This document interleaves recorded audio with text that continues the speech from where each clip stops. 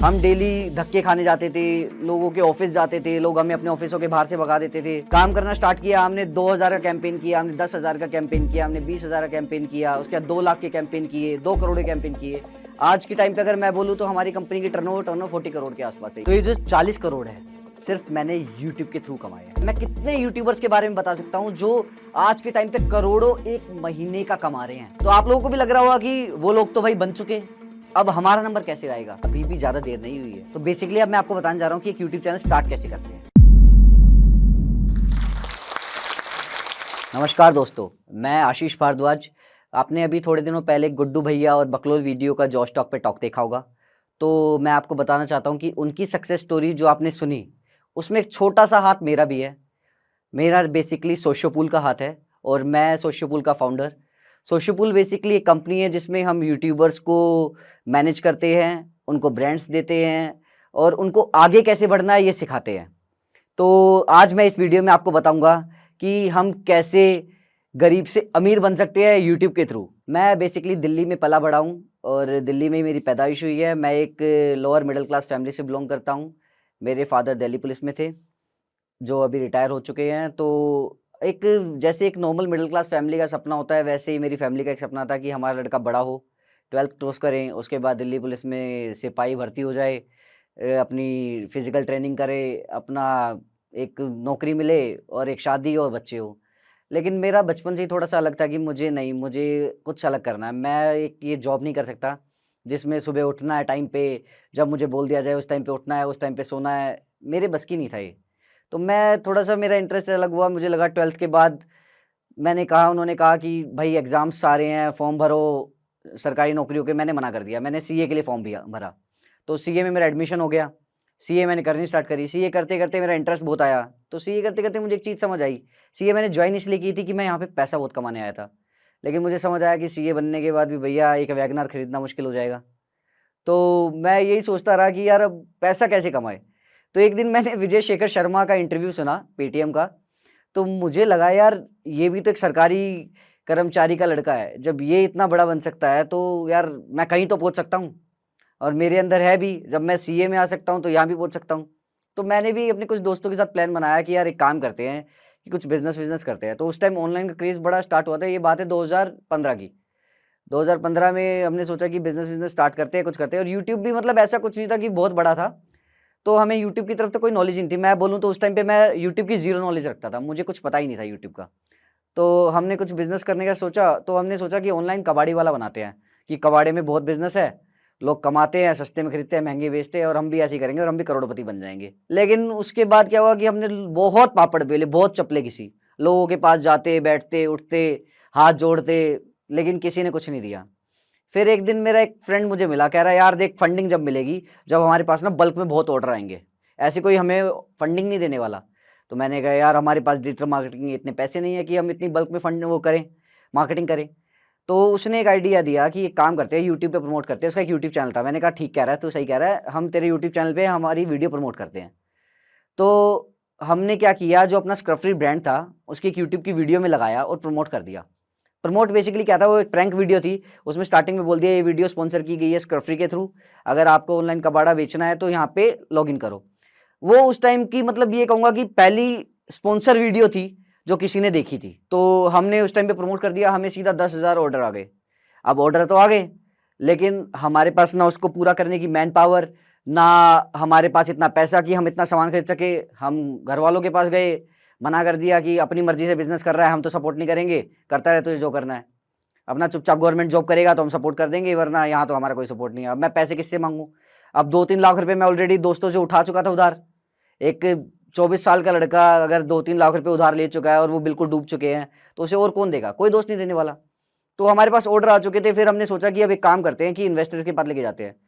लेकिन अब इन्वेस्टर्स के पास लेके जाएं तो वो ये कहेंगे जब तुम्हारे पास इतना था नहीं तो तुमने 10,000 ऑर्डर कर लिए, तो तुम इसे खुद पूरा करके दिखाओ। लेकिन मेरे सामने एक डिफिकल्टी थी कि 10,000 ऑर्डर पूरा करने के लिए ना मेरे पास इतनी मैन पावर थी, ना मेरे पास इतना पैसा था। तो जब एक प्रॉब्लम आती है तो उसके साइड बाय साइड एक सोल्यूशन भी आता है। तो मुझे भी साइड बाय साइड एक सोल्यूशन आया। यार 10,000 ऑर्डर आए हैं मुझे एक वीडियो प्रमोट करने से, एक वीडियो के थ्रू प्रमोट करने से। तो अगर 10,000 ऑर्डर मुझे आ सकते हैं, तो ऐसे कितने स्टार्टअप्स ऐसे हैं, कितने बिजनेस ऐसे हैं जिनको ऐसे ऑर्डर चाहिए। तो क्यों ना हम ऐसा करें कि हम उन बिजनेसेस को भी प्रमोट करके देखें यूट्यूब के थ्रू। तो अब हमने सोचा कि अब स्पॉन्सर्स का अब हम एक अलग से एक काम स्टार्ट करते हैं, जिसमें हम यूट्यूब के थ्रू स्पॉन्सर्स बांटेंगे। तो हमने ब्रांड्स के लिए हमने सोचा कि क्या करें। तो वहां पे क्या था कि अब मेरे लिए एक नया टास्क था कि स्क्रफरी बंद करनी है, नई कंपनी खड़ी करनी है।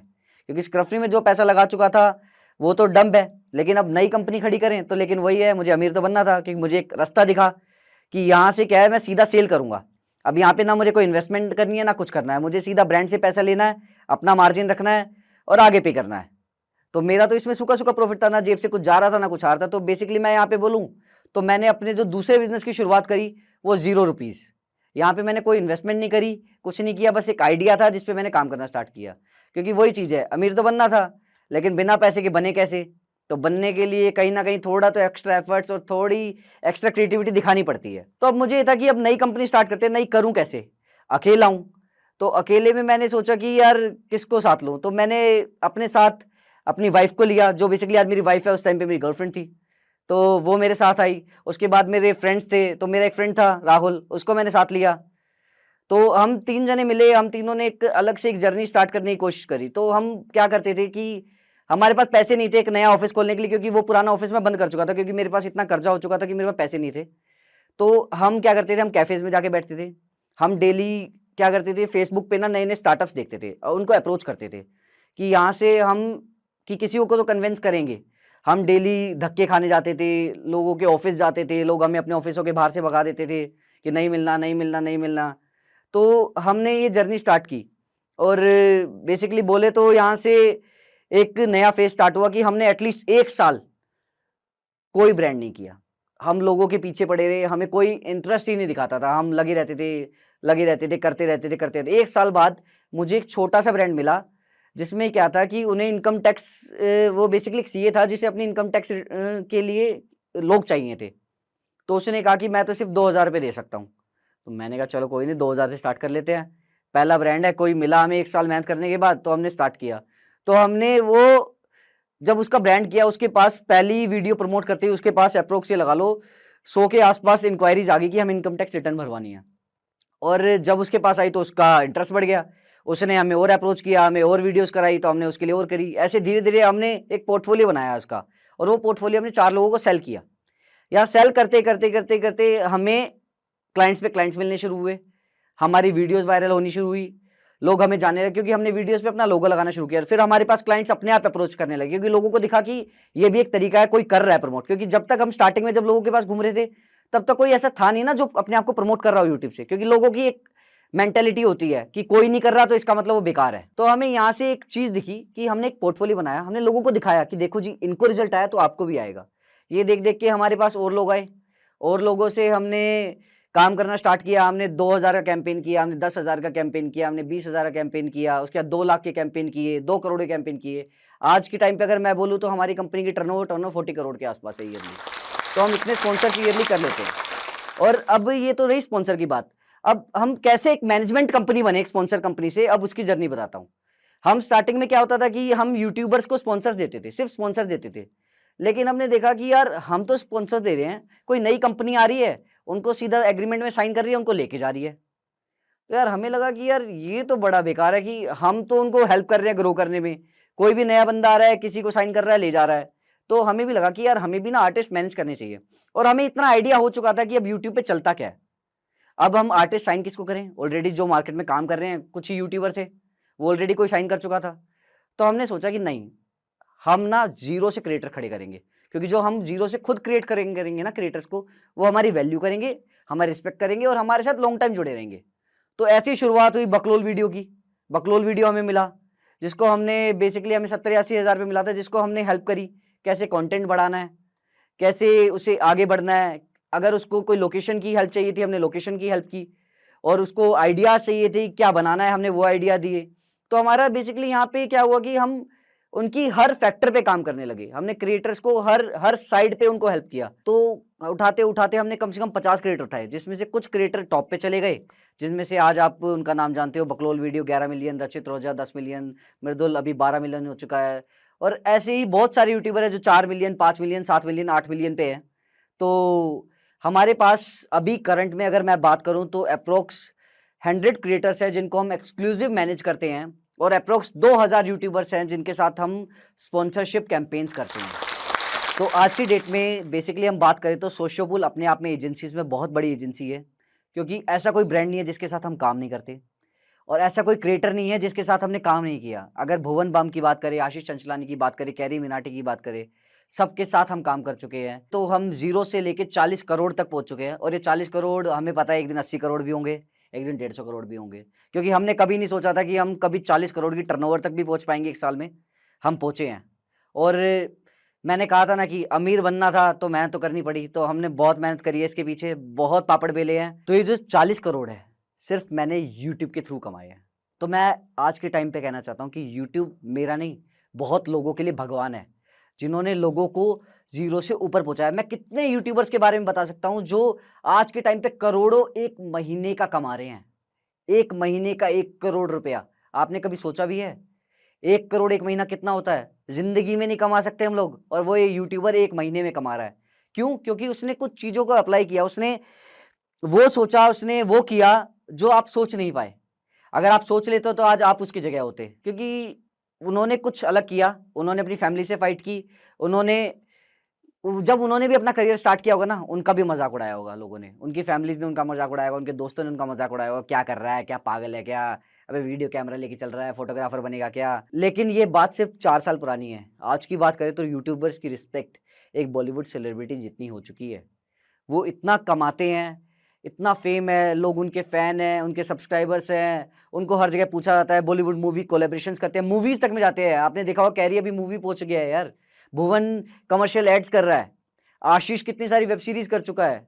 तो यही सब चीजें हैं कि लोगों की ना अब सोच बदल चुकी है। अब यूट्यूबर्स नॉर्मल यूट्यूबर नहीं रह गए, वो एक करियर है। तो आप लोगों को भी लग रहा होगा कि वो लोग तो भाई बन चुके हैं, अब हमारा नंबर कैसे आएगा। तो मैं आपको ये बता दूं, अभी भी ज्यादा देर नहीं हुई है, क्योंकि हर बार कोई नया बंदा आता है, किसी पुराने को नीचे करता है और उससे ऊपर बढ़ जाता है। तो बेसिकली अब मैं आपको बताने जा रहा हूँ कि एक यूट्यूब चैनल स्टार्ट कैसे करते हैं। तो यूट्यूब चैनल स्टार्ट करने का मतलब ये नहीं है कि आप यूट्यूब पे गए, एक चैनल बनाया, उस पर अपना नाम लिखा, डीपी लगाई, 2 जुल्फिजुली कुछ वीडियो डाल दी, 4 दिन वीडियो डाल दी, 1 महीना वीडियो डाल दी और यूट्यूब चैनल बन गया।